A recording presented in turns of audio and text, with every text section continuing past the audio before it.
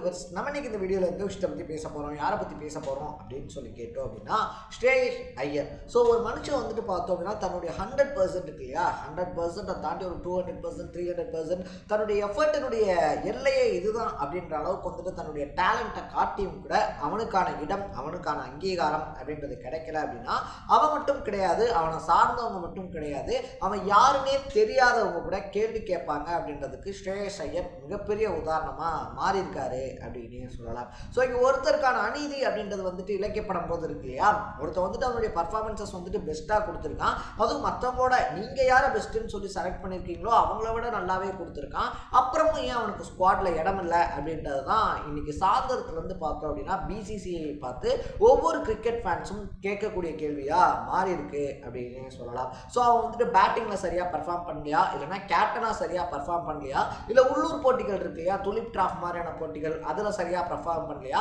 இல்லை franchise matches இருக்கு இல்லையா, அதாவது இப்போ டிஎன்பிஎல்னு நடக்கிற மாதிரி அங்கே மும்பையில் நடந்த மேட்ச்சில் சரியாக பர்ஃபார்ம் பண்ணலையா, அந்த பையன் இருந்த எல்லா டீம்லையுமே அந்த பையனால் முடிஞ்ச கான்ட்ரிபியூட் அப்படின்றத பண்ணியிருக்கான். இதை தாண்டி வந்துட்டு பார்த்தோம் அப்படின்னா அந்த பையனுடைய எனர்ஜி அப்படின்றத ஒவ்வொரு டைமும் வெளிப்பட்டிருக்கு, அதுவும் ஸ்பின்னுக்கு எதிராக பார்த்தோம் அப்படின்னா போட்டு பொழந்தெடுத்திருக்கான். இது எல்லாத்தையும் விட சாம்பியன்ஸ் டிராஃபி இருக்கு இல்லையா, அதில் இந்தியா ஜெயிக்கிறதுக்கு ரொம்ப முக்கியமான காரணமாக இருந்திருக்கான். அந்த தொடர்லேயே அதிக ரன் குவிச்ச இந்தியன் பிளேயராகவும், அந்த சீரீஸ் இருக்கு இல்லையா, அந்த ஒட்டுமொத்த தொடர்லையுமே அதிக ரன் குவிச்சவங்க பட்டியலில் 2வது இடத்துல இருக்கக்கூடிய ஒரு பையனை ஏன் நீங்கள் ஆசியன் ஸ்குவாடில் எடுக்கலை அப்படின்றது பலருடைய கேள்வியாக இருக்குது அப்படின்னு சொல்லலாம். ஸோ ஏன் ஸ்ரேயஸ் ஐயரை ஆசியன் ஸ்குவாடில் எடுக்கல, அதை தாண்டி வந்துட்டு பார்த்தோம் அப்படின்னா அவருடைய பெஸ்ட் பிளேயர்ஸ் அப்படின்னு சொல்லி அவரை விட பெஸ்ட் பிளேயர்ஸ் செலக்ட் பண்ணப்பட்டிருக்கக்கூடிய சிவம் துபேவா இருந்தாலும் சரி, இன்னொரு பக்கத்தில் பார்த்தோம் அப்படின்னா எக்கச்சக்கமான பிளேயர்ஸ் இந்த ஐபிஎல்லில் பர்ஃபார்ம் பண்ணாமல், உள்ளூர் போட்டிகளில் பர்ஃபார்ம் பண்ணாமல் இருந்த பிளேயர்ஸ்க்கு இப்படி ஒரு ஸ்குவாடில் இடம் கிடைக்கும் போது பர்ஃபார்ம் பண்ண ஒருத்தருக்கு ஏன் இடம் அப்படின்றது கிடைக்கலன்னு சொல்லி தான் பேச போகிறோம்.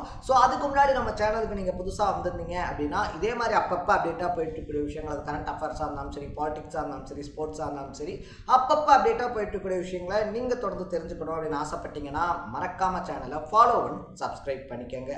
ஸோ ஃபர்ஸ்ட் ஆஃப் ஆல் வந்துட்டு பார்த்தோம் அப்படின்னா ஸ்ரேயஸ் ஐயர் இருக்கார் இல்லையா, ஒரு பிளேயராக மட்டும் இல்லாமல் ஒரு கேப்டனாகவும் தன்னை ப்ரூஃப் பண்ணியிருக்காரு அப்படின்னு தான் சொல்லணும். ஸோ 10 வருஷமாக வந்துட்டு கப்படிக்காமல் இருந்த கொல்கத்தா இருக்கு இல்லையா, கொல்கத்தாவை வந்துட்டு அவர் கப்படிக்க வச்சிருந்தாலும் கூட அதனுடைய கிரெடிட் ஃபுல்லாகவே கௌதம் கம்பீருக்கு தான் போய் சேர்ந்துச்சே தவிர ஸ்ரேயஸ் ஐயரை யாருமே பெரிய அளவில் பாராட்டல அப்படின்னே சொல்லலாம்.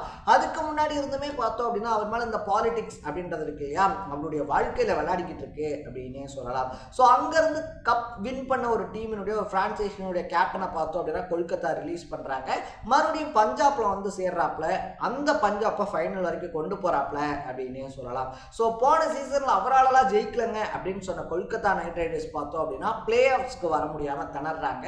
ஆனா என்னாலதான் ஜெயிச்சிச்சு அப்படின்னு சொல்லி ஒரு வார்த்தை கூட சொல்லாத ஸ்ரேயஸ் ஐயர் பஞ்சாப்பை பார்த்தோம் அப்படின்னா ஃபைனலுக்கு கொண்டு போய் இப்ப தெரிஞ்சிருக்கவங்க எல்லாத்துக்கும் எதனால கொல்கத்தா கப் ஜெயிச்சிச்சு அப்படின்றத எல்லார் கண்ணு முன்னாடியும் காட்டினாரு அப்படின்னே சொல்லலாம். ஸோ அப்பல இருந்தே பார்த்தோம் அப்படின்னா ஸ்ரேயஸ் பிளேயர் கிடையாது, ஒரு தலைவன் அப்படின்னு சொல்லி எல்லாருமே பாராட்டிக்கிட்டு இருந்தாங்க. இன்னும் சொல்ல போனோம் அப்படின்னா இந்தியன் T20 கிரிக்கெட் இருக்கு இல்லையா, அதுக்கு ஸ்ரேயஸை கேப்டனாக போட்டோம் அப்படின்னா ரொம்பவே யூஸ்ஃபுல்லாக இருக்கும். ஸ்ரேயஸுக்கு கிடையாது, இந்தியன் டீமுக்கு பல சக்ஸஸ்ஃபுல்லான சாதனைகள் அப்படின்றத ஸ்ரேயஸால் பண்ண முடியும் அப்படின்னு சொல்லியும் பேசப்பட்டுச்சு அப்படின்னே சொல்லலாம். நீங்கள் கேப்டனாக போடலனாலும் பரவாயில்ல, பட் ஒரு பிளேயராக கூட அவரை கன்சிடர் பண்ணல, பிளேயிங் லெவனில் இல்லை, அந்த வெயிட்டிங் லிஸ்ட் இருக்கும் இல்லையா அதில் கூட கன்சிடர் பண்ணல அப்படின்றது தான் பலராலையும் ஏற்றுக்க முடியல அப்படின்னே சொல்லலாம். அபிஷேக் சர்மா ஒரு பக்கம், இன்னொரு பக்கத்தில் வந்துட்டு பார்த்தோம் அப்படின்னா நம்ம முன்னாடியே சொன்ன மாதிரி சிவம் தூபே ஒரு பக்கம், ரிங்கு சிங் ஒரு பக்கம். ஸோ இவங்கெல்லாம் வந்துட்டு பார்த்தோம் அப்படின்னா ஐபிஎல்லையே கரெக்டாக பர்ஃபார்ம் பண்ணல அப்படின்னே சொல்லலாம். அவங்களால இந்த சீசன் இருக்கு இல்லையா, லாஸ்ட் சீசனில் வந்து கரெக்டாக சோபிக்க முடியல அப்படின்னே சொல்லலாம். பட் லாஸ்ட் ஐபிஎல்ல வந்துட்டு பார்த்தோம் அப்படின்னா 604 ரன் அப்படின்றத குவிச்சிருக்காப்புல. அது மட்டும் இல்லாமல் நம்ம முன்னாடியே சொன்ன மாதிரி சாம்பியன்ஸ் டிராஃபி இருக்கு இல்லையா, அதில் வெறும் 5 இன்னிங்ஸில் பார்த்தோம் அப்படின்னா 243 ரன் அப்படின்றத குவிச்சிருக்காப்புல அப்படின்னே சொல்லலாம். ஸோ ரன் வந்துட்டு யார் வேணாலும் அடிக்கலாம், அதெல்லாம் வந்துட்டு பெரிய விஷயம் கிடையாது அப்படின்னு நீங்கள் சொல்கிறீங்கன்னு கூட வச்சுப்பாங்க.